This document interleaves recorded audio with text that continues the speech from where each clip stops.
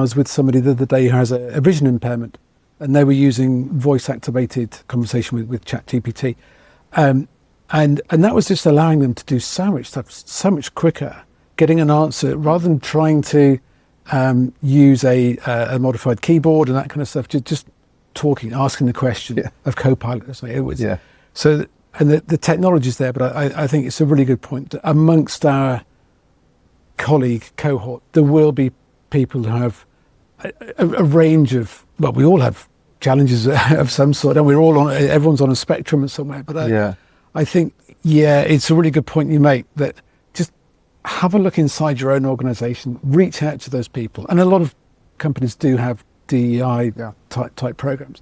But use those people to not only design the customer experience, but also design the employee experience.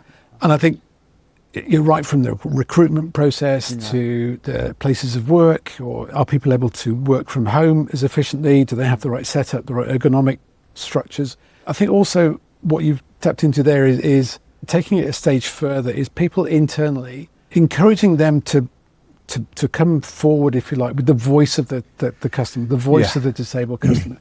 So when you've got conversations around a new brand campaign, or you've got an infrastructure or an investment decision to make, well, what does that mean to people who might have an accessibility need? And if you start embedding that as part of the program methodology, so not only are you reaching out to get the voice of the customer, but you're reaching out to get the voice of the disabled customer as well. And suddenly that takes on a whole new perspective. So I think you can do a huge amount just internally. And I think that's one of the areas where things have progressed. But you're right, technology is moving on really quickly. That's the really exciting thing for me is, we're seeing some, vendors like Microsoft, for instance. You mentioned Copilot. They're kind of been at the forefront around accessibility, way ahead compared to some of the other vendors in this space. And, with their kind of assisted technology, you mentioned obviously, stuff like, text to speech, for instance, and kind of embedding AI within that just has opened up a plethora of services that now all sorts of people can access.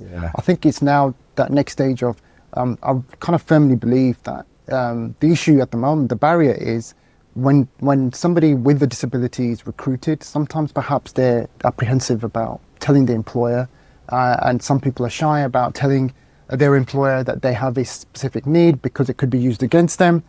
So it's not that barrier still exists. And I think, again, if you can make it easy for people to be able to personalize what they need without having to expose it to lots of people, then all of the services that they have access to in an organization takes that into account.